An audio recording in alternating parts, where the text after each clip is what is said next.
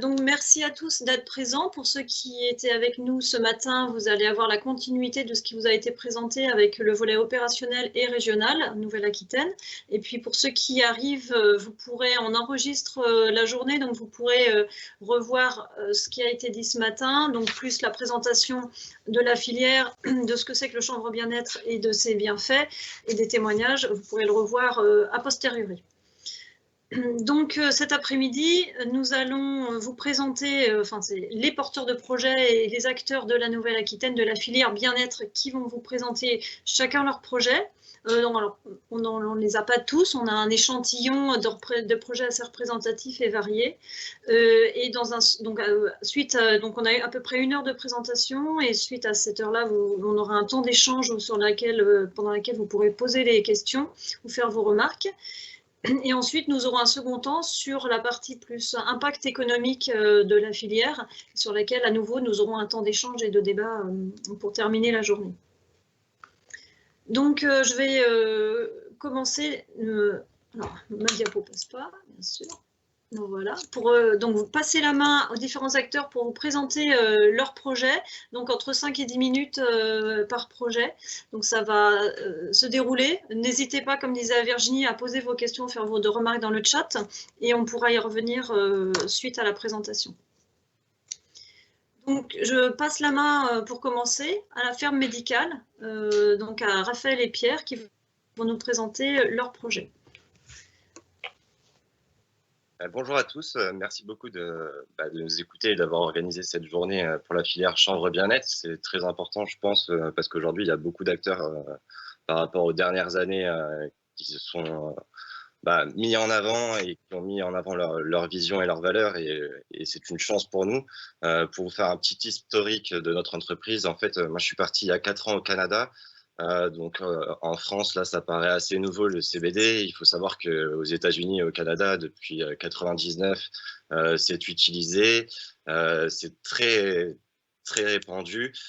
C'est même banal là-bas. La santé des États-Unis a déposé le fait que le CBD est reconnu comme un médicament, contrairement à aujourd'hui la France, depuis 2003. Donc, il y a vraiment un gros impact sur la santé et aussi bien économique. C'est un marché qui représente environ 20 milliards de dollars aux États-Unis, ce qui est assez conséquent. Moi, j'ai découvert le CBD au Canada. J'ai eu la chance d'aller dans plein de fermes de production, dans des laboratoires d'extraction pharmaceutique. C'est là où, avec Pierre, qui est un ami d'enfance, qui était dans le domaine viticole, on a commencé à se renseigner sur le domaine du chanvre en France. On s'est rendu compte que le chanvre était la plante la plus produite en Europe. Donc c'était une surprise pour nous, parce que personne ne proposait des produits à base de CBD, ce qui nous a penché un petit peu vers la réglementation. C'est ce qui nous a pris en réalité le plus de temps, parce que tous les services administratifs, personne n'était au courant de ce qu'on pouvait faire. Alors on a, avant de mettre en place notre exploitation, décidé de travailler avec des avocats qui nous ont permis d'y voir un petit peu plus clair, et on s'est rendu compte que travailler la plante, c'est totalement légal. Donc, vous avez un catalogue de variétés autorisées. On a fait plusieurs sélections pour voir laquelle avait le plus de CBD et laquelle était plus adaptée à notre climat. Donc, du coup, on est parti sur la Joica 88. La deuxième étape était après la production, la transformation, où là, pour le coup, il y a un problème avec la réglementation française, parce que la transformation doit se faire en Europe. Donc, il y a une solution à ça. Il y a un code douanier qui existe, qui permet de transporter la plante entière dans n'importe quel pays en Europe, et ensuite donc, de transformer la plante et de la faire revenir sur le territoire français. Je l'ai dit un petit peu plus tôt, la plante était la plante la plus produite en France. Enfin, la culture de chanvre est la plus importante en France qu'en Europe. Pourquoi personne n'a fait ça avant? C'est parce que c'est pas du tout le même itinéraire culturel. Il faut savoir que les chanvriers cultivent un plein champ, ils sèment et ensuite ils récoltent avec une moissonneuse-batteuse, pour un intérêt de récupérer les fibres et les graines pour que ce soit alimentaire ou isolation. Donc du coup, on a décidé de travailler un itinéraire culturel nous permettant d'optimiser. Nous avons, avant ça, été voir tous les élus locaux pour pouvoir avoir une autorisation plutôt de déclarer notre activité, car c'est totalement légal. Nous avons été voir les gendarmes et je vais laisser Pierrot sur l'itinéraire culturel qui va vous expliquer un peu plus en détail pourquoi ça n'a jamais été fait avant et les différences entre le chanvre industriel et le chanvre bien-être. Alors, bonjour à tous. Voilà, donc la différence entre le chanvre bien-être et le chanvre industriel se fait tout simplement dans le système de culture. Donc le chanvre bien-être est cultivé comme on pourrait comparer ça à de la vigne. C'est fait sur des rangs avec un espace entre chaque pied pour permettre à la plante de s'épanouir, de s'étoffer au lieu de partir en hauteur comme le chanvre industriel. Donc nous, sur le principe, on a trouvé un terrain bio. On l'a clôturé pour se protéger des animaux tels que le sanglier ou le chevreuil qui font des dégâts considérables. On a mis en place une irrigation au goutte à goutte pour économiser un maximum d'eau. On a fait l'achat d'une serre pour pouvoir faire les germinations et la coupe de l'apex pour justement limiter la hauteur de la plante et favoriser ses fleurs et ses feuilles. Après 3 semaines, 1 mois de germination et de croissance sous serre, on la met en terre, donc plantée à la main avec un paillage pour garder l'humidité au maximum au niveau des racines. Après, il y a une période de sexage où là, c'est le choix de la graine qui nous permet de pouvoir sélectionner les pieds femelles, ce qui nous intéresse pour la molécule du CBD, là où le pied mâle en a moins et donne plus de graines, donc on voulait éliminer tout ça. Au bout donc le sexage dure environ 2 semaines. Donc là, c'est vraiment de l'observation et du temps pour bien sélectionner les pieds femelles. Une fois qu'on a tous nos pieds femelles, il y a la floraison qui commence, où là, c'est de l'observation pour éviter les attaques d'insectes, comme les pucerons, les chenilles, qui font des dégâts énormes. Enfin, ça peut aller très vite. Et à la fin quand la plante est arrivée à maturité, on la coupe, on la fait sécher comme le tabac. C'est le même principe, dans un séchoir à tabac ou pied tête en bas pendant environ 15 jours avec une bonne ventilation. Et une fois que la plante est sèche, on l'envoie, c'est là où ça part en laboratoire pour pouvoir extraire notre matière, qui sera après diluée dans de l'huile de chanvre, pour notre cas cette année, pour pouvoir retrouver le taux naturel de la plante qui se situe aux environs des 5% et en dessous des 0,2% de THC. Ce qui est très important parce que, comme l'a très bien indiqué Frédéric ce matin lors de sa conférence et également Eric d'ailleurs, donc on retire tous les cannabinoïdes de la plante. Il y a environ plus de 150 cannabinoïdes, toutes les terpènes, tous les flavonoïdes. Et en fait, quand je suis rentré du Canada, je me suis un peu renseigné. J'ai acheté beaucoup de produits qu'on retrouvait sur le marché.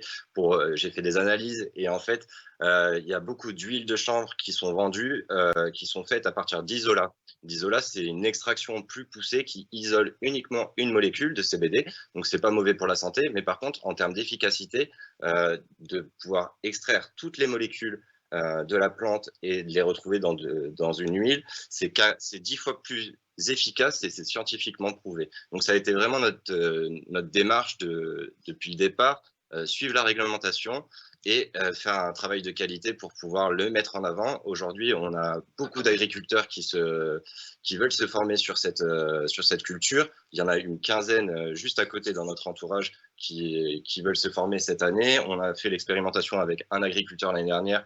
On lui a mis 1500 plantes, on lui a fait tout l'itinéraire culturel pour qu'il puisse se débrouiller et se former sur cette culture. Cette année, il lance 4 hectares. Et on a un grand intérêt à développer cette filière.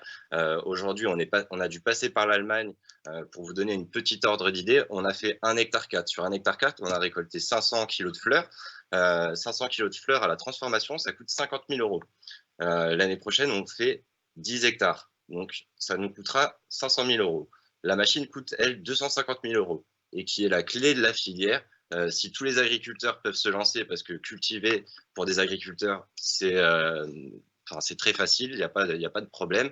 Par contre, la solution de pouvoir transformer en région et de rester à circuit court, ça c'est vraiment indispensable d'aller dans ce sens-là, de nous permettre de construire des laboratoires. Aujourd'hui, il y a beaucoup de personnes qui sont prêtes à nous suivre, que ce soit des politiques, des investisseurs privés, pour pouvoir évoluer dans cette filière et pouvoir concentrer sur un produit local, chose que tous les patients recherchent aujourd'hui. Et là, vous pouvez le voir, donc ça, c'est notre huile, là, c'est le produit funi. Donc 5% de CBD qui représente le taux naturel de notre plante, le spectre complet.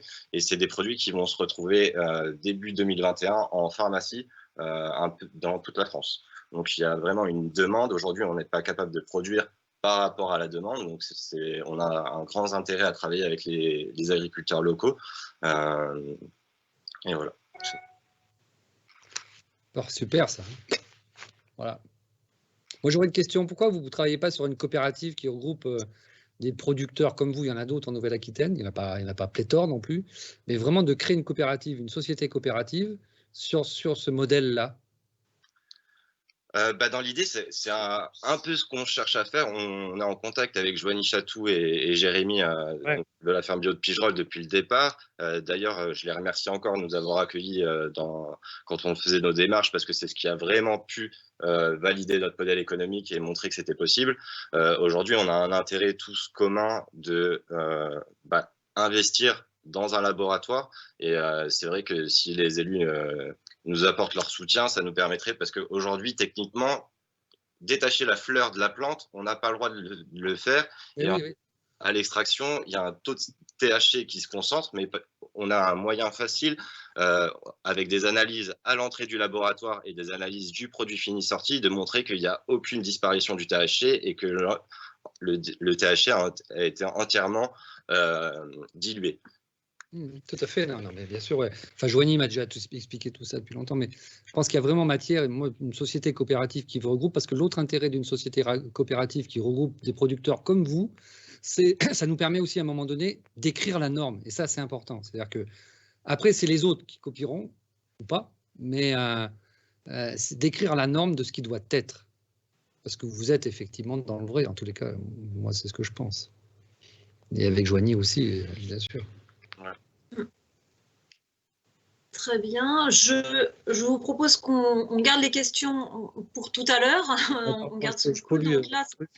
Non, mais pas de souci, ça permet de compléter quelques aspects. Tout à fait. Non, mais il n'y a pas de problème. Ça vous permettra d'avoir avec l'ensemble de la présentation une vision globale de ce qu'est la filière bien-être, et les questions pourront justement être aussi plus globales. Donc, ou plus ciblées sur... L'innovation, c'est une désobéissance qui a réussi. Hein. Donc, on est en plein dedans. Très bien, c'est très bien. Non, notre enjeu, c'est juste de garder le timing pour qu'on puisse respecter les délais qu'on s'est impartis. Voilà. Donc ça, c'est très bien. Ensuite, on va vous présenter. Donc là, oui, vous allez derrière la ferme médicale, vous allez avoir 2 autres projets qui sont liés. À la fois géographiquement et dans un projet à terme de synergie locale. Donc, je vais laisser maintenant Gaspard et Antoine présenter leur projet et montrer les liens aussi qu'il peut y avoir avec la ferme médicale et le projet qui suivra de Cynthia. Voilà. Alors, bonjour à tous. Alors, je suis Gaspard Duval, associé cofondateur de Baga. Je suis avec Antoine. Bonjour. Donc nous, on a créé Ah cette oui. jeune entreprise bordelaise, Baga, qui est l'acronyme des breuvages audacieux de Gaspard et Antoine, en octobre 2019. Donc c'est assez récent. On a découvert le CBD un an auparavant, au cours de l'été 2018. Je suis moi-même atteint d'une maladie auto-immune qui est la pelade universelle. C'est mon propre système immunitaire qui est déréglé et qui va provoquer l'inflammation de mes follicules pileux. J'ai été suivi au CHU de Bordeaux pendant de nombreuses années. J'ai subi un traitement à base de d'immunosuppresseurs, donc permettant de diminuer l'activité des lymphocytes. Et en faisant des recherches sur la plante du chanvre, on a découvert donc cette molécule du CBD qui pourrait avoir un effet régulateur du système immunitaire. À ce moment-là, on réalise plusieurs essais d'huile sublinguale et on découvre surtout son caractère apaisant, et c'est ça qui va déterminer notre volonté de développer ce projet. Donc avec Baga, nous avons développé une gamme de boissons apaisantes. Ce sont des boissons qui sont conditionnées dans des bouteilles en verre de 33 centilitres, qui sont constituées de la combinaison d'infusions de plantes à tisane, d'arômes naturels de fruits et de CBD. Donc nous utilisons à l'heure actuelle de l'isolat de CBD, donc l'extraction pure du CBD issu donc de la plante entière. Nous avons travaillé avec le centre de ressources technologiques Agir, qui est situé en agglomération bordelaise à Pessac. Pendant une phase de recherche et développement qui a duré plus de 8 mois, on a été interrompu par le premier confinement, afin d'élaborer un procédé technique qui nous permettrait donc de encapsuler de fines particules de CBD dans des objets sphériques microscopiques, ce qui permet donc de mélanger de façon homogène le CBD, qui est liposoluble, dans notre boisson. On a lancé la commercialisation de ces boissons, de cette gamme de boissons en septembre dernier, dans un premier temps dans le cadre d'une campagne de financement participatif sur la plateforme Ulule, qui nous a permis de récolter un peu plus de 17 000 € et de produire en région Nouvelle-Aquitaine 15 000 bouteilles à l'issue de cette campagne. Nous commercialisons nos produits depuis mi-octobre. Nous avions dans un premier temps la volonté de les distribuer dans les CHR. Ce second confinement nous a obligés à modifier notre stratégie de développement. Nous sommes principalement revendus actuellement dans les magasins spécialisés et nous sommes très souvent sollicités sur tout le territoire national. Nous avons déjà à l'heure actuelle écoulé plus des 2 tiers de notre production et nous apprêtons à relancer une production plus importante au cours du premier trimestre 2021. Ce qu'on souhaitait souligner aujourd'hui à travers cette intervention, c'est finalement la dimension de notre activité qui va engager donc de nombreux acteurs, puisque nous avons besoin dans un premier temps donc de fournisseurs de matières premières, et donc la matière première donc qui est la plus difficile à sourcer à l'heure actuelle est bien évidemment le CBD. Donc à l'heure actuelle, il est malheureusement étranger. Notre volonté est de très rapidement pouvoir le sourcer en France. Et pour cela, nous avons besoin d'attendre un assouplissement réglementaire qui soit conciliant avec la réalité économique de notre activité, puisque des batchs de 15 000 bouteilles dans le domaine de l'agroalimentaire, c'est des volumes très petits, très faibles, qui nous entraînent des coûts de production assez élevés. Donc si on doit ajouter voilà, l'achat de CBD français en prenant en considération toutes les contraintes qui sont actuellement imposées aux agriculteurs, on a un modèle économique qui n'est plus viable. Une fois que les matières premières sont achetées et qu'on a développé des formulations donc avec des laboratoires situés dans la région, donc comme Agir qui est implanté à Pessac, on va faire travailler des sous-traitants embouteilleurs spécialisés. Nous, on a travaillé avec Maison Roi, qui est un sous-traitant familial situé à Châteauneuf-sur-Charente, donc à 1 heure au nord de Bordeaux. Et donc ensuite, il faudra commercialiser nos bouteilles donc auprès de nombreux points de vente. Donc j'évoquais tout à l'heure les cafés, hôtels, restaurants. et nous allons relancer les démarchages dès que ces établissements seront réouverts, nous l'espérons à la fin du mois. Ce sont des personnes des professionnels qui ne connaissent pas forcément le CBD, mais qui sont en général très agréablement surpris finalement de tous les bénéfices que l'on peut accorder à cette plante et qui découvrent à travers notre boisson une habitude de consommation qui se veut agréable finalement pour une grande majorité voilà, des consommateurs et donc du grand public. Nous, notre souhait depuis le début de ce projet, c'est donc de démocratiser le CBD, donc à travers ce produit de grande consommation. Les enjeux actuels, donc c'est ce sourcing en France, plus particulièrement en Nouvelle-Aquitaine, qui sera probablement bientôt possible. Là, pour cette première production, c'était également une erreur de timing, j'ai envie de dire, puisque la production du chanvre se fait entre juin et octobre, et donc le temps que nos amis de la ferme médicale acheminent leur récolte jusqu'en Allemagne et la rapportent, nous avions déjà produit nos bouteilles puisque nous avions également des contraintes vis-à-vis des délais de production et puis de réservation de lignes de production.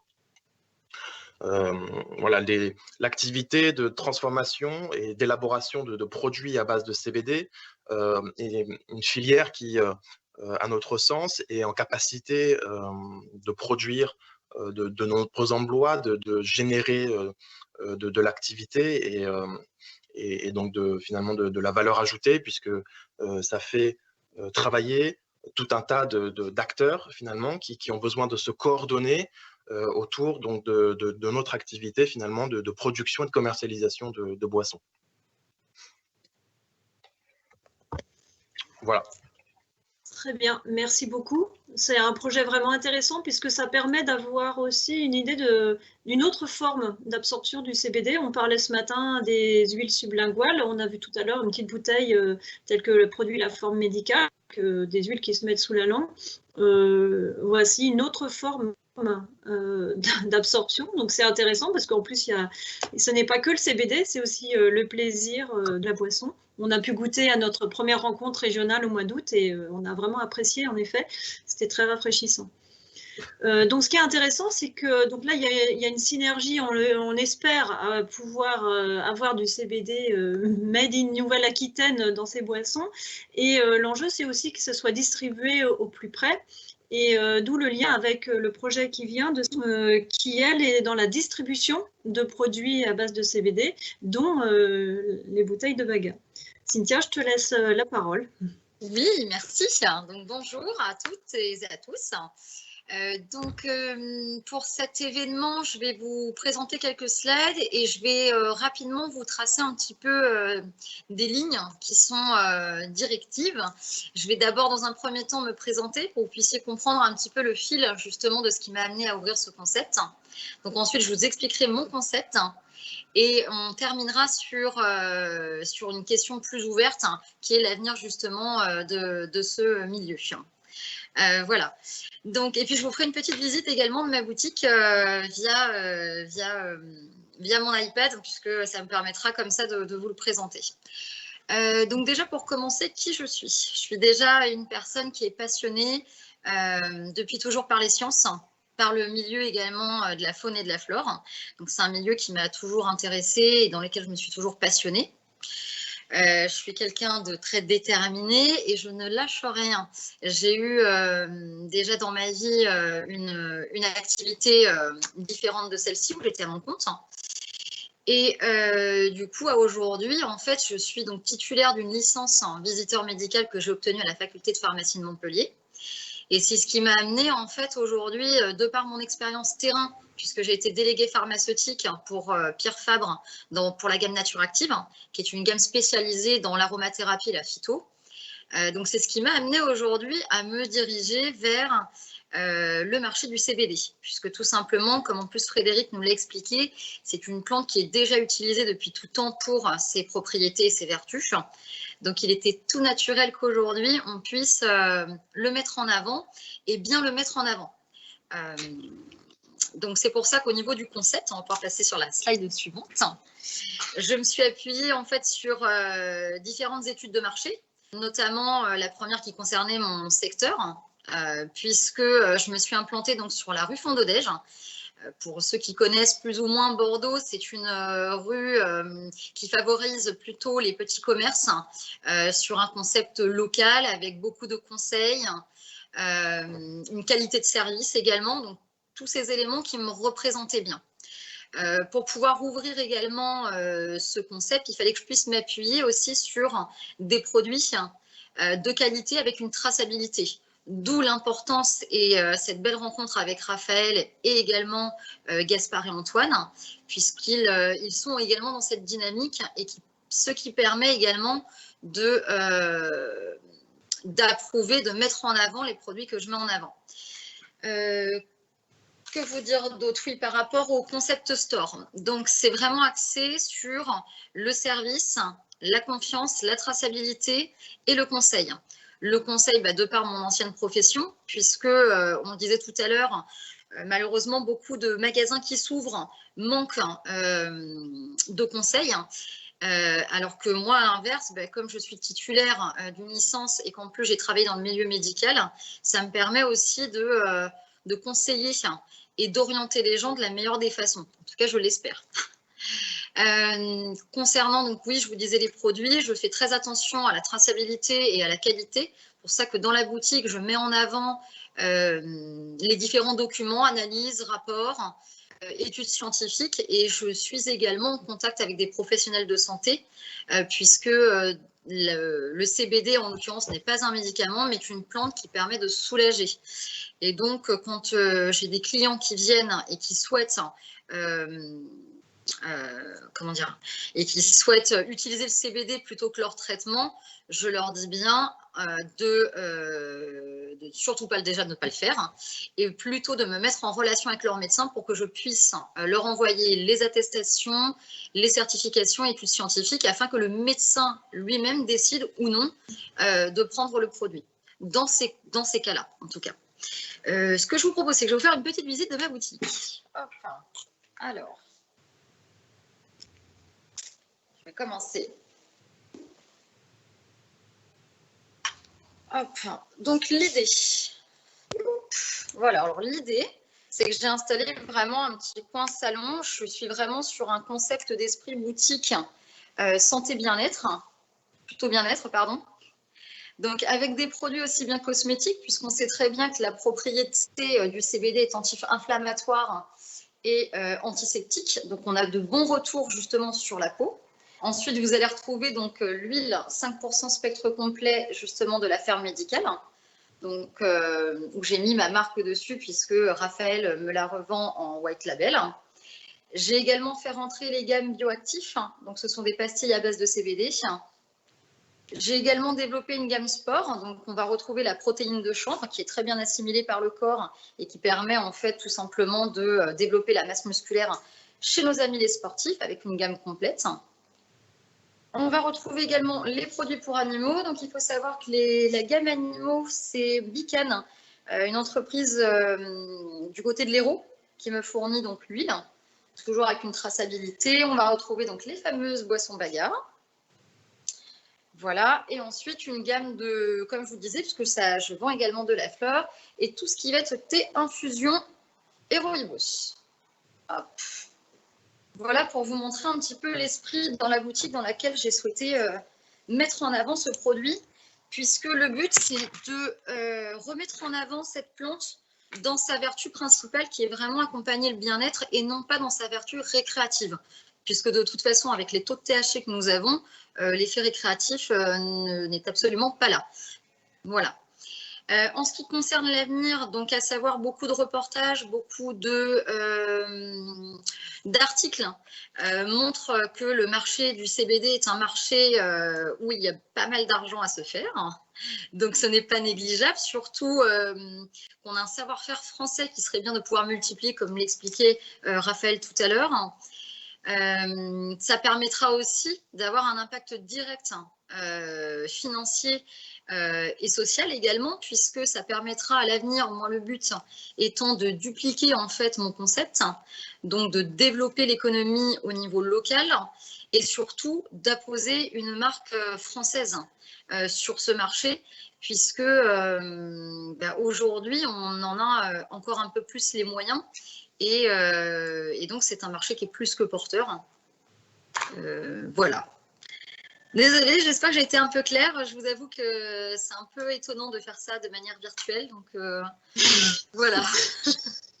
Merci beaucoup, Cynthia. C'était vraiment très bien. On a beaucoup bougé dans ton magasin, mais on a quand même. J'espère que vous avez bien trouvé la nausée. Sinon, je peux vous vendre du CBD. Hein. Voilà, c'est très efficace. Un petit peu, mais voilà, ça donne envie de le. Voilà, et c'est surtout, donc, comme je le disais, par rapport au CBD, c'est surtout pour les clients, en tout cas, qui viennent, qui franchissent le cap, viennent dans le but de trouver une solution alternative. Voilà. Que ce soit sur un support de fleurs, hein, puisque je suis aussi en lien avec des centres d'addiction. Donc ça, c'est important, hein, puisque tout à l'heure, j'ai échangé avec Eric, qui me demandait voilà, si je vendais de la fleur, enfin, qui m'avait posé une question. Et tout simplement, par rapport à ça, comme je disais, il n'y a pas de côté récréatif. Par contre, il faut savoir que dans certaines addictions, certaines personnes peuvent avoir un peu plus de mal à se sevrer. Et pour ça, il existe différents supports.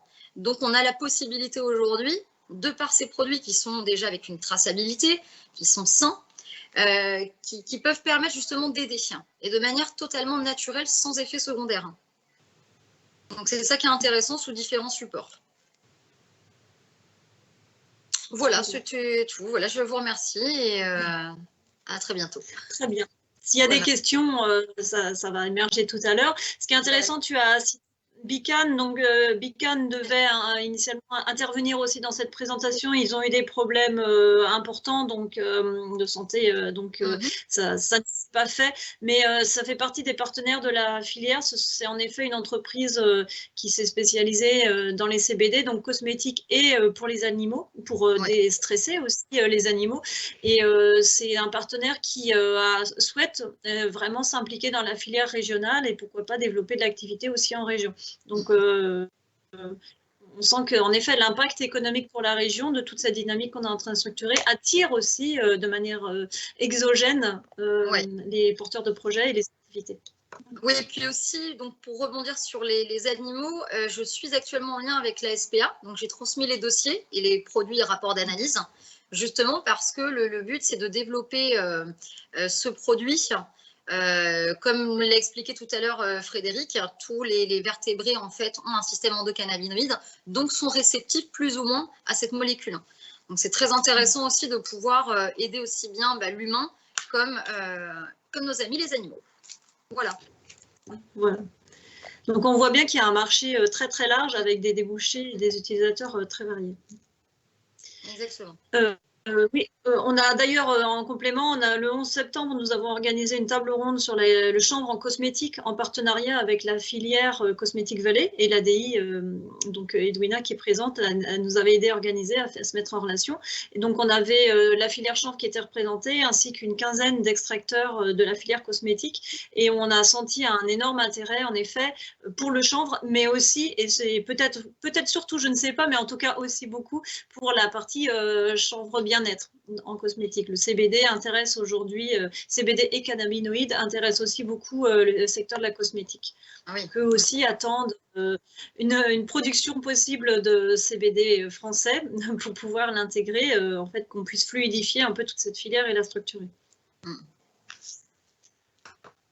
Très bien, donc je vous remercie.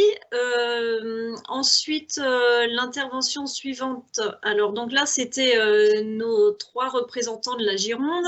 Nous allons partir maintenant dans les Deux-Sèvres avec Tommy, qui est du domaine du chanvre, qui va nous présenter son projet. Bonjour à tous, merci pour l'accueil. Donc, je suis Tommy Lelondre, le fondateur de Domaine du Chanvre. C'est une société qui a vu le jour en 2020. Donc, on fait partie de la mouvance naissante autour du chanvre et des cannabinoïdes. Tommy, excuse-moi, je pense qu'il y a un problème de micro quelque part. Un double micro. Voilà, parfait. Je ne sais pas. Sinon, je peux mettre les écouteurs. Donc je disais, voilà, on est parti en fait d'un constat sur le marché du CBD et du cannabis thérapeutique également, c'est que tout est produit à l'étranger. La plupart des CBD shops, certains commencent à s'y mettre maintenant puisqu'il y a des productions qui naissent en France, mais aujourd'hui, la plupart des CBD shops s'alimentent, vont se fournir à l'étranger, donc en Suisse, en Italie, voire même dans les pays de l'Est. Alors que, comme on l'a dit depuis ce matin, il y a un véritable savoir-faire historique dans la production de chanvre en France. On parle exactement de la même plante, mais c'est vrai que les techniques agronomiques sont quand même bien différentes. Donc, ce matin, il y a eu d'évoquer le fait que les connaissances et les cerveaux en fait partis à l'étranger pour pouvoir travailler dans ce domaine-là commencent à revenir en France. Je pense que j'en fais partie, puisque j'ai créé il y a maintenant 7 ans un social club en Espagne. J'ai participé également au développement d'une ferme en Californie. Et depuis 2020, donc, on a lancé une toute petite production test, je dirais, dans les Deux-Sèvres. Cette production avait surtout vocation je dirais, à tester concrètement à élaborer des techniques agronomiques et à les tester sur nos territoires, puisque ce qui se fait en Suisse ou en Espagne, c'est pas exactement pareil que ce qui s'est fait jusqu'ici sur le territoire français. Donc, on s'est ajouté, nous, une contrainte supplémentaire qui était celle de l'environnement. Donc, on a travaillé la biodiversité puisqu'on cultive du chanvre parmi une production maraîchère et fruitière. Donc, le tout dans une logique de biodiversité, hein, et également selon des techniques agronomiques inspirées de la permaculture et de la culture sur sol vivant. On a entendu parler tout à l'heure de paillage, ce genre de choses. Ce sont des techniques aujourd'hui, je dirais presque incontournables lorsqu'on veut cultiver n'importe quelle denrée agricole de manière raisonnée et respectueuse de l'environnement. Concernant donc le métier de chanvrier,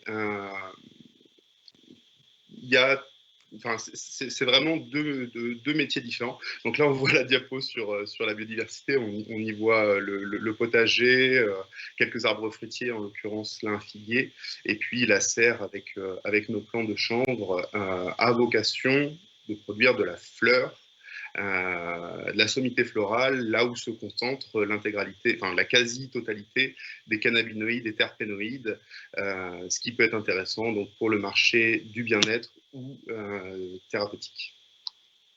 Je voulais la slide suivante, s'il te plaît, Stéphanie. Concernant donc le savoir-faire, voilà, je vous ai expliqué un petit peu mes différentes expériences. On a vraiment une technique agronomique totalement différente de ce que font les chanvriers classiques. On a pu entendre parler de sexage avec la ferme médicale. On a notre propre technique de sexage également. On a beaucoup travaillé, on continue, ça va être le fer de lance de ces prochaines années, c'est toute la partie recherche et développement sur l'agronomie et sur la stabilité et la standardisation des produits finis, que ce soit une matière brute ou des dérivés. Donc voilà, c'est un savoir-faire qu'on maîtrise déjà. C'est vrai qu'aujourd'hui, on se tourne beaucoup vers les étrangers pour s'approvisionner parce que jusqu'ici, ce n'était pas réellement possible en France.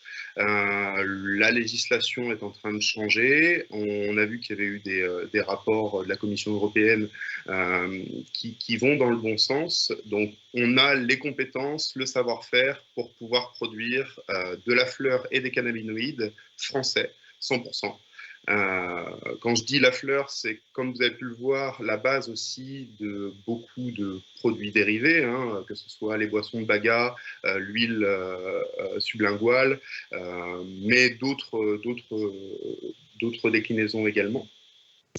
Je pense que tu peux passer à la suivante. Donc là, voilà, on voit un exemple des tisanes, de la gamme de tisanes qu'on a lancée il y a quelques mois maintenant, enfin il y a un mois maintenant. On fait nos propres tisanes en association avec d'autres plantes. Donc là, la première, c'est la saveur citron, la deuxième, c'est la framboise et la troisième, la pomme. Donc c'est un mix avec d'autres plantes et on préfère plébisciter en fait une consommation sous forme de tisane et d'infusion plutôt que vapoter ou d'autres, en tout cas pour l'instant, d'autres modes de consommation. Je voudrais donc insister sur le fait qu'aujourd'hui, on a de belles perspectives d'évolution. On est simplement bloqué par cette législation qui n'est pas claire. En fait, on manque de clarté, nous empêche de pouvoir investir dans notre développement de manière sereine, embaucher également du personnel, puisqu'on a la possibilité et l'envie d'embaucher du monde, mais cette incertitude fait qu'on a toujours cette épée Damoclès au-dessus de la tête. Il faut être conscient qu'aujourd'hui, on a la possibilité de profiter de ce levier de marché et d'emploi que représente le chanvre et le cannabis récréatif ou thérapeutique ou bien-être. En fait, tout ce pan de marché complet peut être assumé par des Français pour une production qui respecte l'environnement, que ce soit en matière de pesticides ou d'engrais chimiques, que ce soit également en matière d'attente du consommateur, de standardisation, de traçabilité. Donc, il n'y a plus qu'à ouvrir les vannes concrètement pour qu'on puisse se développer.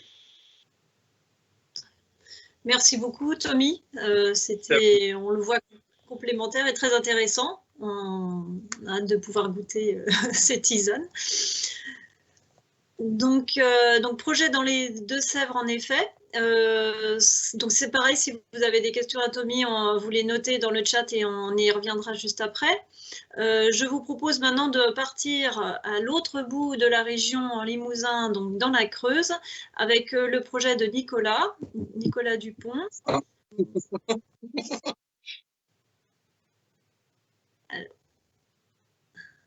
Alors, non, c'est pas Nicolas, ça c'est Joanie, je vois. Vous m'entendez? Nicolas, es-tu là? Oui, on ne te voit pas, mais on t'entend.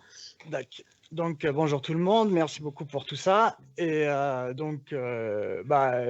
a déjà pas mal tourné autour de tout le sujet. Donc, moi, je suis Nicolas Dupont. Voilà, je suis sur la ferme de Vervial. On est 2 associés, 3 apprentis.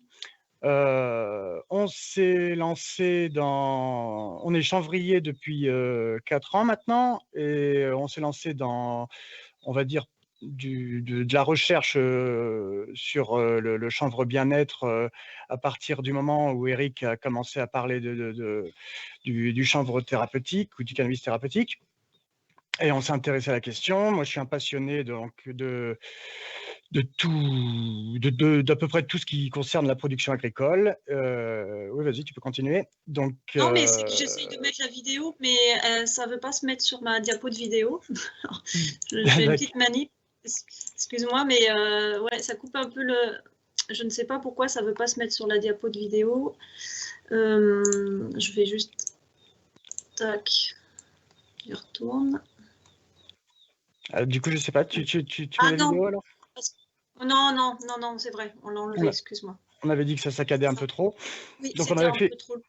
Voilà, dans tous nos projets, on a un projet de site internet. On avait fait une petite vidéo de présentation de la ferme et des diverses productions, mais surtout basée sur le chanvre quand même. Donc, on fait du chanvre industriel, à peu près 12 hectares pour la graine et la fibre. On transforme la fibre avec l'aide de l'association Losanabao, avec laquelle on a une machine en commun, un trommel pour pouvoir séparer la fibre de la chènevotte. On transforme aussi la graine avec l'aide de l'association Roulons Vert pour faire de l'huile alimentaire. Du coup, si tu veux revenir juste celle d'avant, Pardon. je vais, voilà, vite fait. Donc, bon, donc on essaie d'aller chercher le produit fini. On est en polyculture élevage, donc on a 60 vaches, 200 brebis et 60 hectares de céréales. Dans les céréales, du coup, on fait du chanvre, du sarrasin, enfin céréales culture, quoi, du chanvre, du sarrasin, on fait de la cameline pour faire de l'huile aussi. On a fait tout un tas d'essais, genre de la lentille verte, du lin, des métailles différents et tout ça. Donc, l'idée, c'est un petit peu de travailler en autonomie, en symbiose. Donc, avec nos bêtes, on fait du fumier pendant l'hiver, du coup, qui nous sert à fertiliser les cultures.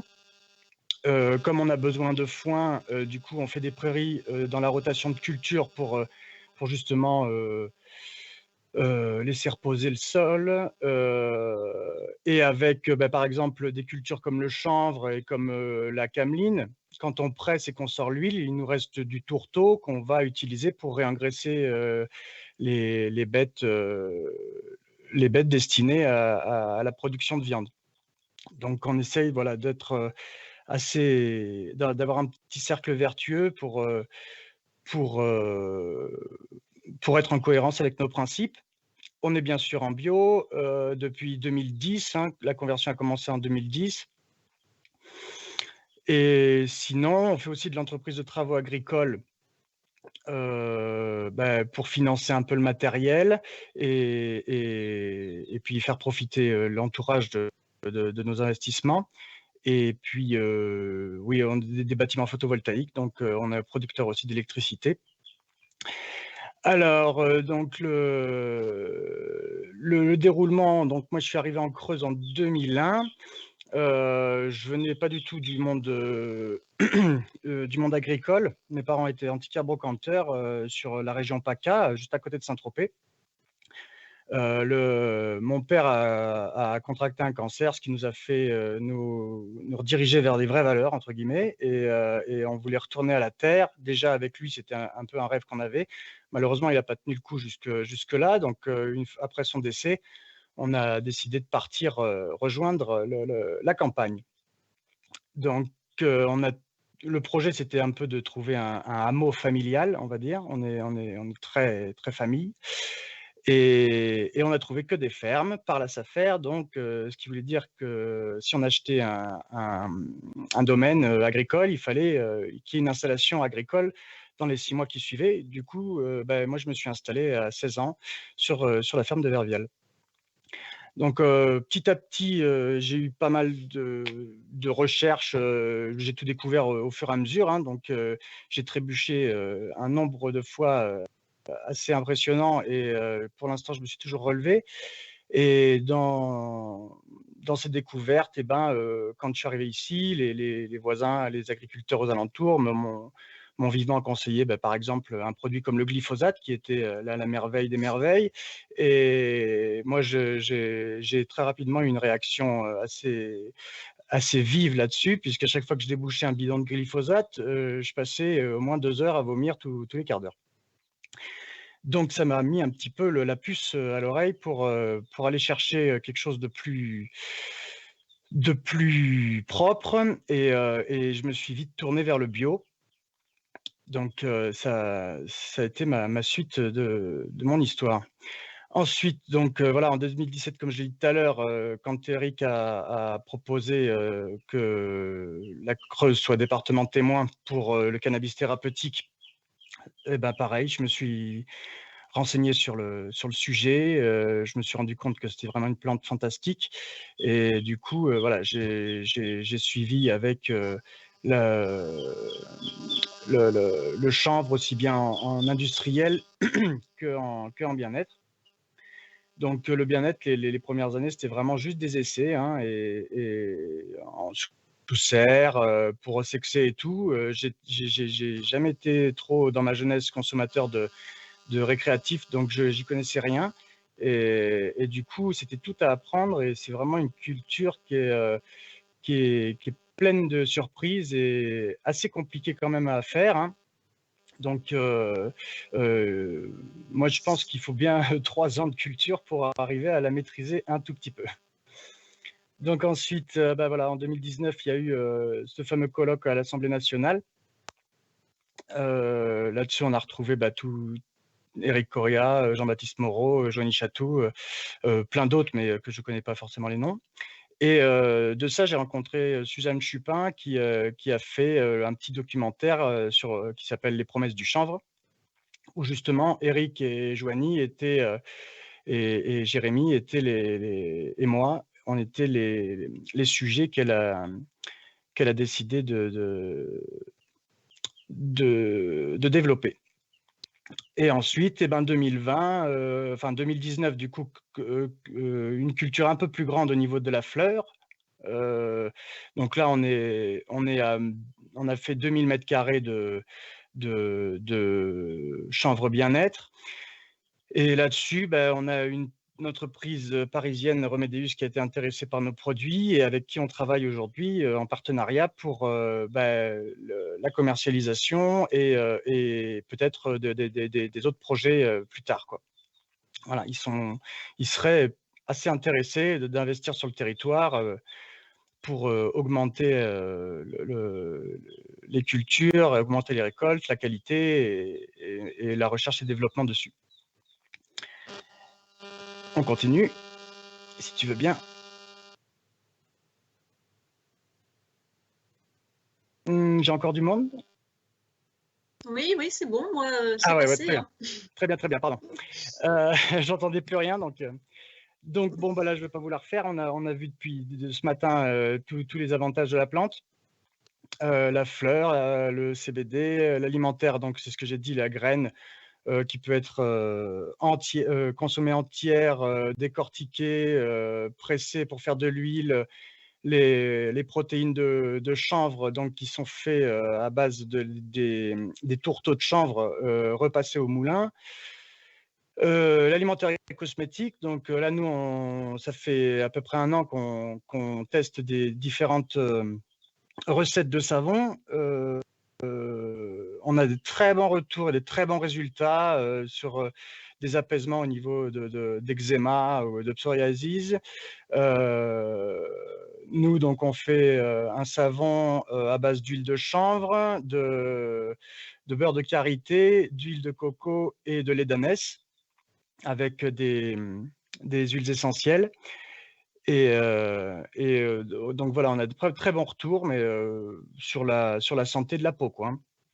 Plus que, enfin, en plus du fait que ça lave très bien. Moi, ça fait 1 an que je me lave qu'avec ça, que ce soit le cheveu ou le corps, et j'ai rien qui se décompose, donc ça va très bien. Au niveau de l'éco-construction, donc voilà, sur la partie industrielle, une fois qu'on a récolté la graine, on fauche. Alors là, il faut savoir que sur la partie industrielle, c'est assez compliqué au niveau des travaux des champs, enfin quand on n'est pas équipé. Donc après, on doit faucher la fibre avec une machine à section. Donc pour ceux qui ne connaissent pas, maintenant on utilise beaucoup des rotatifs, c'est des assiettes qui tournent avec des couteaux en bout pour couper l'herbe. Et là, en fait, on est obligé de retomber sur des anciennes méthodes avec des couteaux triangulaires qui bougent de manière alternative et qui coupent. C'est les anciennes faucheuses qu'on voit à l'époque des tracteurs où il y avait les faucheuses ventrales. Donc ensuite, on fait rouir la paille.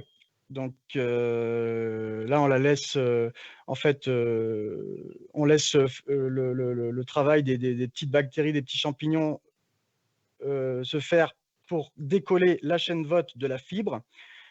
Après, on passe ça dans une ensileuse. C'est une machine qui broie la plante en petites portions de 4 cm environ. Et quand on a ça, on a ce qu'on appelle le paillis de chanvre, c'est tout le mélanger. Et là, on va trier ça avec, nous, notre trommelle, qui est un gros cylindre où la matière passe dedans avec des doigts qui brassent et qui, à l'extérieur, il y a une grille perforée à la taille des morceaux de chènevotte pour sortir la chènevotte qui, elle, va être plutôt utilisée. Alors, pour des bétons de chanvre, quand on appelle béton de chanvre, c'est chaux, sable, chanvre, pour faire des dalles ou des murs banchés. Ça a une très bonne efficacité au niveau de l'éco-construction ou alors la fibre pour l'isolation des combles ou autres. Et la préservation de l'environnement, donc la plante qui nettoie les sols et permet l'équilibrage des cultures. Donc là, le chanvre au niveau de la rotation, moi j'utilise en général en tête d'assolement.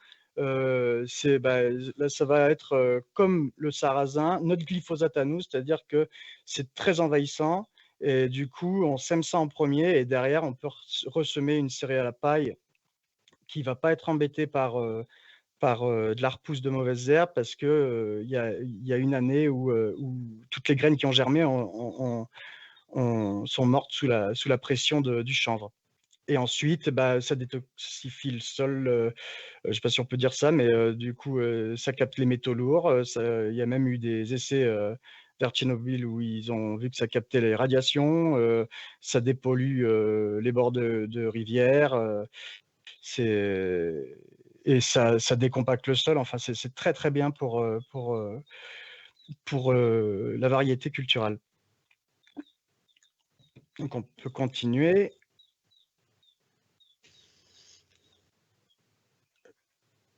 J'ai pas une connexion super. Oui, parce que ça met peut-être du, de mon ça met côté, peut-être du temps. Voilà. Donc nos objectifs chanvre bien-être. Recherche et développement, moi, c'est vraiment une partie que j'adore. Hein. Donc au niveau de toutes les méthodes de culture, voilà, on a pu voir avec la ferme médicale les coupes de tête pour étoffer les plantes, pour favoriser la ramification et faire plus de fleurs au lieu de faire plus de paille. Ça peut être sur la recherche de graines, sur la recherche de génétique, ça peut être aussi sur les différentes techniques de séchage, la période de récolte, le démarrage en serre, en intérieur, pour la germination. Donc, on travaille énormément là-dessus et donc on adore ça. Après, effectivement, on est limité par rapport aux lois, encore une fois, puisqu'on n'a pas le droit de produire nos graines ou on n'a pas le droit de faire de bouturage. Donc, on ne peut pas garder des génétiques qui nous intéressent. Bon, ça se fait, mais en privé, quoi. Ça ne peut pas être officiel. Donc, augmentation de la production et développement des infrastructures. Là, comme je vous ai dit, nous, on a des apprentis qui souhaiteraient rester sur le territoire. Plus on développe le truc et plus on peut les accueillir. Les investisseurs extérieurs, donc ça, c'est ce que je vous ai parlé avec Romédeus. Ils sont intéressés pour éventuellement participer à l'investissement d'une serre plus importante, de la transformation sur site, de la mise en sachet, de l'étiquetage ou quoi que ce soit. Et encore une fois, ça ramène sur le territoire du travail et de la variété dans le travail. Parce que c'est vrai qu'en Creuse, vous êtes moins impacté dans les autres régions, mais nous, à part la forêt et les EHPAD, on a l'agriculture, mais qui est de plus en plus difficile à accéder pour les jeunes. Donc, donner des possibilités d'ouverture au niveau du travail, c'est très important pour nous. Le développement de la vente directe. Donc là, on a un travail au niveau d'un site internet pour de la vente directe. Tout ce qu'on fait, on essaye de faire des produits finis et de la vente directe. Donc sur la viande, on fait de la vente directe. Sur l'huile alimentaire, on fait la vente directe. Sur les savons, donc à bientôt l'huile de CBD, les fleurs de chanvre, si ça le permet, et tout autre évolution, ça peut être de la farine, ça peut être justement les protéines de chanvre, la graine décortiquée. J'ai un autre projet en parallèle avec des groupes culture et les chambres d'agriculture pour justement monter une ligne de séchage et de tri, vu qu'on n'est pas très bien équipé ici, pour pouvoir amener une graine entière consommable ou travaillable pour la trituration ou les moulins, quoi. Donc le lancement du site en ligne et la formation des futurs chanvriers, chanvrières. Donc ça, c'est encore mes histoires de jeunes. On peut continuer.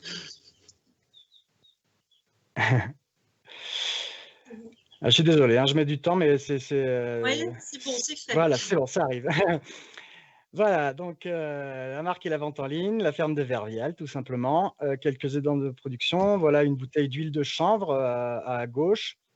Donc c'est bio, c'est extra vierge, c'est-à-dire que ce n'est que de la graine de chanvre et de la même production. C'est pas un mélange de producteurs. Et bio, bien sûr. Première pression à froid. Voilà. Donc ça c'est pareil, on travaille avec une machine, avec l'association Roulon Vert qui est une machine de qualité allemande, et pour de la pression à froid et garder tous les bienfaits des oméga 3 et des oméga 6 qui sont contenus dans cette graine. Ensuite, notre petite bouteille d'huile de CBD. Donc pareil, c'est un full spectrum en 0,2% de CBD maximum. Enfin, c'est en dessous de THC, pardon. Et donc 5%, 10% en fonction de la récolte. Donc là, on n'a pas encore la réponse du laboratoire. Donc là, aujourd'hui, on a fait un peu comme Raphaël et Pierre.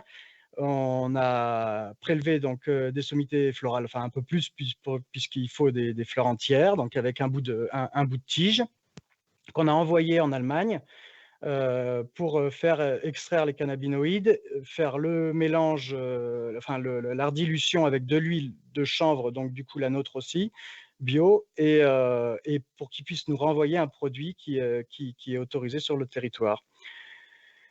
Et les graines de chanvre décortiquées, voilà, où il y a les graines entières aussi, donc là, plus dans l'alimentaire pur et dur. Très bien, merci beaucoup Nicolas. Vous voyez que c'est contrairement au projet qu'on vous a présenté avant, Nicolas c'est un touche à tout. Il va sur tous les débouchés en même temps, alimentaire, donc la graine à la fois alimentaire et cosmétique, la fibre avec la partie bâtiment et la partie CBD aussi. Donc c'est très différent des autres projets et en même temps il y a beaucoup de points communs et des convergences. C'est pour ça qu'on peut vraiment construire une vraie filière avec tous ces projets, même s'ils ont chacun leur spécificité. Et l'enjeu, c'est qu'à chaque fois, on est sur des productions vertueuses, une valeur ajoutée qu'on aimerait relocaliser et des un sérieux dans la distribution et dans la qualité des produits, quoi, avec une vraie traçabilité. Du coup, j'avais quelques slides supplémentaires. Tu les mets pas? Pardon, oui. Oui. J'avais fait ma transition avant, c'est bon. C'est juste vite fait pour l'éventuel projet, si ça avançait au niveau, qu'on ait une sécurité un peu plus sûre. Du coup, voilà, un projet à 500 000 € ici, pour la nouvelle serre, le système de séchage. Ça pourrait aller jusqu'à 4 emplois à plein temps, plus des saisonniers et des apprentis supplémentaires. Et donc voilà, pour donner un peu une idée, 15 000 pieds de chanvre, 75 grammes de fleurs par pied. Je suis pas haut, hein. Je sais que Raphaël et Pierre ont fait plus. 1,5 million de chiffre d'affaires à 2 000 € au kilo. Bon, ça c'est pareil, le temps que le marché se mette en place, ça descendra sûrement, mais ça fait déjà une belle marge d'erreur aujourd'hui. Donc, il y a du potentiel au niveau financier et au niveau rendement, quoi. Donc, la suite, c'est les intérêts économiques et sociaux. Voilà, c'est ce que je dis depuis le début, je reviens souvent là-dessus, mais en fait, nous, nos jeunes en Creuse, ils font le lycée, puis après, ils partent à l'université, puis ils ne reviennent jamais. Donc, c'est un peu triste pour le territoire. Et du coup, c'est un petit peu ce qui me donne envie toujours d'aller chercher des nouveaux projets, des nouvelles filières et de proposer un peu d'avenir pour ces jeunes qui aimeraient bien rester sur leur territoire natal. Intérêts économiques et sociaux. Donc, on est sur le développement des nouvelles pratiques rurales, mettre l'accent sur l'agriculture bio. Je ne sais pas si tu es passé. Je suis sur la 2 là. Ok, d'accord, très bien. Donc voilà, l'intérêt aussi de voir qu'il y a des gens extérieurs à notre territoire qui sont intéressés pour investir là-dedans. Ça veut dire relancer un modèle économique ici. C'est forcément des apparts qui se louent, des petites boutiques, des petites épiceries ou des boulangeries qui fonctionnent. Donc c'est un gros enjeu pour notre secteur. Et donc ensuite, au niveau du tourisme et du lien social, donc nous déjà on essaye de faire des journées pour rassembler du monde et tout ça. Là par exemple, vous avez une photo où on fait la transhumance en début d'année, en fin d'année. On amène nos 200 brebis près du lac de Vassivière à pied, il y a 30 km et petit à petit, on fait des appels avec le syndicat de l'île de Vassivière pour inviter les gens qui veulent à nous suivre dans cette marche. Et cette année, on a accueilli une trentaine de personnes. On fait un petit repas à la fin et ça pose beaucoup de questions. Ça amène un lien avec la civilisation, si je peux me dire, pour leur rappeler le départ de la production et de la campagne, quoi, l'intérêt de ce qu'on fait nous ici, quoi. Et ensuite, les ateliers, les chantiers participatifs avec l'association Los Sanabao. On a fait des journées aussi de démonstration sur l'utilisation du chanvre dans le bâtiment. Et donc, c'est des choses qu'on voudrait faire perdurer et augmenter, que ce soit sur l'alimentaire, sur le bien-être, sur l'éco-construction, pour informer tout le monde. Et donc ensuite, voilà, tout ça pour dire que ce que nous, on attend un peu de vous, les élus, c'est porter nos voix au niveau des débats, ouvrir un petit peu cette législation qui nous pénalise, comme l'a bien dit Joanie tout à l'heure. On ne sait pas à quoi s'en tenir. On investit beaucoup d'argent et de temps dans ces productions qui, pour nous, sont l'avenir, sont un avenir parmi d'autres, mais sont très intéressants. Le bouturage est interdit, et, la recherche sur la génétique de la graine est interdite, donc le label bio est interdit sur le CBD. Donc nous, on fait de l'huile bio, on fait extraire par un labo bio, et à la fin, on sort de l'huile de CBD qui est entièrement bio et en fait qui ne peut pas être labellisée. On ne comprend pas pourquoi. Donc, autorisation d'avoir du THC dans le produit fini, ça c'est par rapport à l'arrêté de 90, où un produit fini ne doit pas contenir de traces, alors que si on est à 0,2 au niveau de l'Europe, c'est de la concurrence déloyale de nous coincer avec ce truc-là. Ensuite, au niveau régional, c'est ce que vous faites déjà, c'est rassembler les différents acteurs de la filière pour qu'on arrive à faire un groupe ou une filière forte et innovante. Et voilà, investir dans le potentiel, nous trouver des sous. Très bien. Donc voilà, merci. Je vous remercie pour votre attention et pour la suite de ce qui va se passer. Bon, merci beaucoup. Les questions continuent d'arriver. On les garde sous le coude. Et puis, donc, nous avons une dernière présentation. Elle va rester dans la Creuse, puisque c'est Jérémy ou Joanie, je ne sais pas lequel des deux, qui va intervenir pour nous présenter le projet OGP. Dernier projet de cet après-midi. C'est Joanie qui va présenter. Joanie. Alors, Nous, je vais faire une présentation historique de la ferme. Donc, ça fait déjà, moi, ça fait déjà plus de 20 ans que je suis installé sur une ferme qui a toujours été diversifiée, puisque mes parents avaient monté une des premières fermes auberges en France en 1987, qui avait des chambres d'hôtes, que dès 2000, quand je me suis installé, on a monté un atelier de transformation norme CE, pour commercialiser nos produits issus de la ferme, donc porc cul noir, vaches, brebis, etc. Donc on a toujours été très actifs sur les circuits courts et sur les systèmes d'innovation, de commercialisation. Ça fait déjà plus de 15 ans qu'on est en agriculture biologique. Et du coup, d'où aussi ma colère de ce matin, c'est que ça fait 20 ans que je suis agriculteur, ça fait 20 ans que je bosse, que je fais des heures pas possibles, et ça fait 20 ans que je me sors pas de revenus alors que j'ai tout essayé, hein. La vente directe, les produits de qualité haut de gamme, mais on est toujours rattrapé par le système avec des normes qui s'appliquent, que tu sois Charal ou que tu sois Chatou sur le plateau de 1000 vaches, c'est exactement les mêmes normes qui s'appliquent, avec le fait que nous, on ne peut pas faire d'économie d'échelle. Et moi, ce qui me fait peur dans le changement de législation qui arrive, c'est qu'on refasse encore une nouvelle fois les mêmes erreurs, et que le chanvre, qui à la base peut être une solution de développement de revenus pour les agriculteurs, eh ben, se termine encore une fois avec une confiscation des revenus par les industries agroalimentaires, et que nous, pauvres éleveurs qu'on est, ou agriculteurs, on va encore se retrouver encore une fois à bosser comme des dingues et sans revenus. Et donc, c'est pour ça que je gueule et que je gueulerai encore, et que celui qui va me la faire fermer, il n'est pas encore né.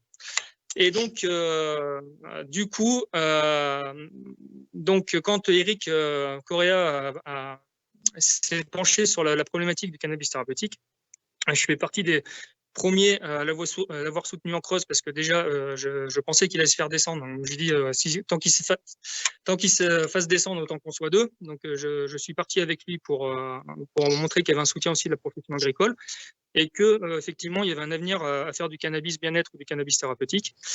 Et dans un souci aussi de faire un développement sur la ferme, et de pouvoir sortir enfin un revenu, quoi. Donc nous, ça fait déjà 3 ans qu'on travaille à la mise en place de culture. Donc on a essayé les différents itinéraires culturaux, que ce soit des itinéraires culturaux industriels, donc dits industriels, c'est-à-dire pour faire forte densité avec récolte mécanique, avec un objectif d'extraction, donc extraire de la résine pour pouvoir faire des produits transformés derrière, donc toujours avec des variétés du catalogue européen. On a aussi essayé les itinéraires culturaux de 1 pied au mètre carré, 2 pieds au mètre carré, ou semis aussi avec un semoir à maïs. Donc on a fait vraiment une vraie récolte cette année, où on a récolté 12 hectares de cannabis industriel pour extraction, ce qui nous a permis d'extraire 500 kg de résine, et un demi-hectare de fleurs pour vente de fleurs, qui nous a permis d'avoir une cinquantaine de kilos de fleurs manucurées à vendre, et d'autres produits, on va dire, entre deux, pour faire de la tisane. Donc actuellement, toute cette production-là, elle est stockée. On a commencé à développer une gamme. Alors nous, on a fait le choix de ne pas faire de transformation à l'étranger, parce qu'on est aussi dans une démarche militante. On trouve ça complètement aberrant que pour avoir le droit de vendre, le fait de faire un petit tour passer de l'autre côté de la frontière, ça nous donne le droit de vendre, alors que si on reste en France et qu'on produit et qu'on transforme en France, on n'a pas le droit. Donc, par militantisme, nous, on a décidé de tout faire à la ferme, et donc on fait la transformation de manière naturelle. On fait pareil sur les itinéraires culturaux, on fait du bouturage, on fait de la graine féminisée, on fait de la sélection variétale, tout ça en dessous de 0,2. Parce que c'est pareil, la législation là-dessus, il y a une zone grise, et pour moi, tant qu'on ne dépasse pas les 0,2, on est dans le bon droit, et je vois pas pourquoi on n'aurait pas le droit de faire tout ça. Et donc, là, actuellement, on est en train de développer un site internet qui va être opérationnel au mois de février, dans lequel on va sortir, on va mettre en vente la plupart de nos produits. Donc, c'est sur la gamme, on fait des huiles sublinguales de CBD, de CBG, on fait des pommades, des tisanes, des fleurs confites, des sirops, enfin tout un tas de produits alimentaires. Donc ça sera opérationnel au mois de février. Et donc nous, les objectifs de cette année et pour les années à venir, donc on est parti sur un investissement de 1 à 3 millions d'euros sur la ferme, avec un objectif de 10 millions d'euros de chiffre d'affaires et donc une création de 5 à 15 emplois sur la partie ferme. Et à côté de ça, on a créé une nouvelle société qui s'appelle OGP, où on est parti chercher des investisseurs. Et là, on est sur un objectif de deuxième transformation.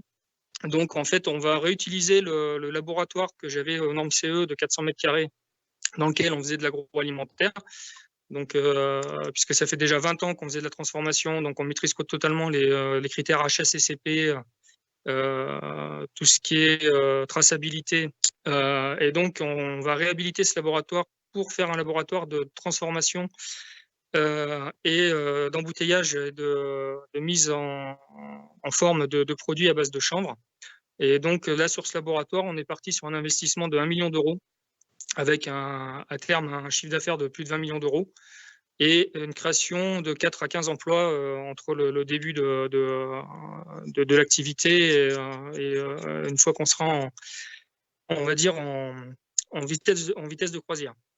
Donc, dans ce laboratoire, on va investir dans des techniques d'extraction propres, puisque l'idée, c'est de rester sur un schéma haut de gamme bio et éviter d'aller sur des produits qui utiliseraient des techniques d'extraction où on serait obligé d'utiliser des solvants et des produits pas clairs. Donc, tout ça coûte de l'argent. Extracteur CO2, un purificateur pour pouvoir aussi, un spectromètre pour pouvoir faire des analyses.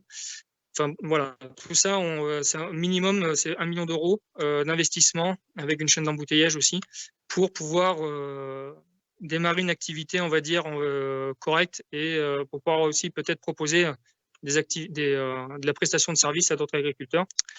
Et donc, sur cette partie-là, donc, il est prévu une commercialisation en partie en direct par l'intermédiaire de sites Internet et une prestation aussi de marque blanche, c'est-à-dire de proposer des produits pour d'autres marques. Et on part sur une vente, on va viser plutôt tout ce qui est parapharmacie ou si c'est comme dans les autres pays, ça va être amené à se développer. Les magasins bio, style Biocop ou autres, magasins bien-être entre guillemets, sans oublier les shops qui sont actuellement existent. Et pourquoi pas aussi aller chercher les marchés des bureaux de tabac, puisque ils sont énormément en recherche de produits français. Et si on veut aller chercher des marchés sur les bureaux de tabac, il faudra qu'on se regroupe aussi à plusieurs agriculteurs pour pouvoir fournir et proposer des contrats de fourniture sur le long terme avec des quantités et un cahier des charges et un label qui permettent de satisfaire ces bureaux de tabac. Donc ça, c'était pour la partie, on va dire, plutôt bien-être. Donc en fait, voilà, on est sur entre 3 et 4 millions d'euros d'investissement pour une création de 10 à 30 emplois. Alors, il y en a certains qui peuvent peut-être se poser la question de savoir est-ce qu'on va réussir à trouver des salariés, puisqu'on est 5 habitants au kilomètre carré, on est en déprise, etc. Nous, ça fait depuis 3 ans, on est harcelé par des gens qui veulent venir travailler dans le business du cannabis, avec des profils vraiment divers et variés. Ça va du jeune qui sort de l'école au repris de justice, au cadre supérieur de 55 ans qui veut changer de vie et qui veut donner un sens à sa vie. Et des gens qui sont capables. Et en plus, avec le Covid, on a une espèce de retour à la campagne. Et ce qui me fait peur, c'est pas de trouver les salariés, c'est de trouver de quoi les loger. C'est peut-être que là va être le problème. Mais trouver des salariés sur le terrain, enfin, qui vont vouloir venir travailler cette plante, ça ne sera pas un problème. Au contraire, puisque moi, je reçois entre 2 et 3 CV par semaine et ça ne s'arrête pas, quoi. Donc, il y a des gens très, très motivés. Et nous, alors. On ne voit pas le diaporama qui avance, Joanie. Il n'y a pas, en fait, il n'y a pas de diaporama. Ah, pardon. Je l'ai donné trop tard. En fait, ce n'est pas un diaporama, c'est des documents PDF, donc on vous les enverra avec un certain nombre d'autres documents qui seront joints. Ça marche. Après, je vais faire un petit point sur la partie thérapeutique, parce que c'est aussi là-dessus qui a fait qu'on est parti. Et donc, dans le cadre du plan particulier pour la Creuse, on travaille à la constitution d'un pôle d'excellence qui s'appelle Canapol 23, qui a été créé par 3 entreprises. Donc, l'entreprise Bican, je crois qu'il y en a certains qui en parlaient tout à l'heure, alors qui n'est pas basé sur le territoire Nouvelle-Aquitaine, mais qui nous accompagne dans ce projet-là. Donc la ferme bio de Pigerolles, la partie ferme, et la partie OGP, donc la partie transformation commercialisation. Donc à ce titre-là, on a récupéré un ancien site militaire qui appartient à la Comcom de Haute-Corrèze, mais qui se trouve en Creuse. Donc c'est un terrain militaire de 5 hectares avec des bâtiments notamment enterrés, et qui sont l'idéal pour faire une production de cannabis thérapeutique, en sachant que, en plus, d'un point de vue environnemental, il est entouré de 4,5 hectares de panneaux photovoltaïques. Donc, en sachant qu'il y aura une consommation d'électricité non négligeable, puisqu'on sera en sous-terre, et du coup, le fait d'avoir une production d'électricité photovoltaïque sur site, ça permettra de diminuer l'impact environnemental. Donc sur ce site-là, on a constitué un pôle d'une quinzaine d'entreprises françaises qui sont déjà en train de travailler sur le cannabis, qui pour la plupart ont été obligés de monter des filiales à l'étranger pour pouvoir se développer et pouvoir commencer à prendre de l'expertise. Donc je ne vais pas citer toutes les entreprises qui sont présentes, mais certaines sont leaders dans leur domaine en France. Et elles nous font confiance, elles nous ont rejoints pour rentrer sur ce site de pôle d'excellence. Donc l'objectif là-haut, c'est une production de cannabis thérapeutique, donc à la fois en intérieur dans le bunker, en extérieur sous serre, et aussi tester le plein champ. Donc l'idée, c'est de faire le test sur trois types de cultures et de pouvoir les comparer, de voir quels sont les avantages et les inconvénients de chacune, de faire de la recherche et de développement sur site, de permettre aux entreprises qui sont avec nous dans le pôle de pouvoir manipuler la matière sans avoir des centaines de dossiers à faire pour pouvoir toucher 1 gramme de cannabis avec du THC. C'est-à-dire, l'idée, c'est de gagner du temps et de rattraper le temps perdu sur les autres pays européens qui ont pris beaucoup trop d'avance. C'est de faire de la formation aussi, puisqu'on va avoir besoin de personnel formé pour intégrer toutes ces entreprises qui vont se développer, que ce soit sur le côté thérapeutique ou sur le côté bien-être. Et l'approche aussi qu'on a là-haut, c'est que comme on est dans un territoire d'élevage et que la région Nouvelle-Aquitaine est aussi la première région agricole de France, c'était aussi d'ouvrir la recherche sur l'aspect thérapeutique vétérinaire, puisqu'il y a aussi, je pense que c'est un marché vers lequel il faut se tourner. Il n'y a pas que le thérapeutique, la thérapie humaine en cannabis, il y a aussi la thérapie animale. Et si on veut rentrer dans l'objectif de réduction de tout ce qui est antibiotiques dans la santé animale, il va falloir aussi trouver des alternatives, et le cannabis peut en être une. Et ça a du sens puisque on est vraiment dans une région agricole. Donc sur Canapol 23, on est sur un montant total de 10 millions d'euros d'investissement, et sur 40 à 100 emplois créés entre la première année et une année on va dire les années où ça va fonctionner pleinement, quoi. Très bien. Merci Joanie. On voit bien la complémentarité bien-être thérapeutique. La frontière n'est pas toujours claire entre les deux, parce que forcément, on l'a vu ce matin, c'est fin. Donc là, en fait, vous, sur Ferme de Pigerolles OGP, vous êtes vraiment orienté bien-être et thérapeutique. là où on a vu ce matin que d'autres, ou tout à l'heure, que d'autres étaient uniquement bien-être, à terme thérapeutique bien sûr, et d'autres étaient bien-être alimentaire, bâtiment. Donc ce qui est intéressant, c'est de voir que tous ces projets sont complémentaires et vont dans le même sens.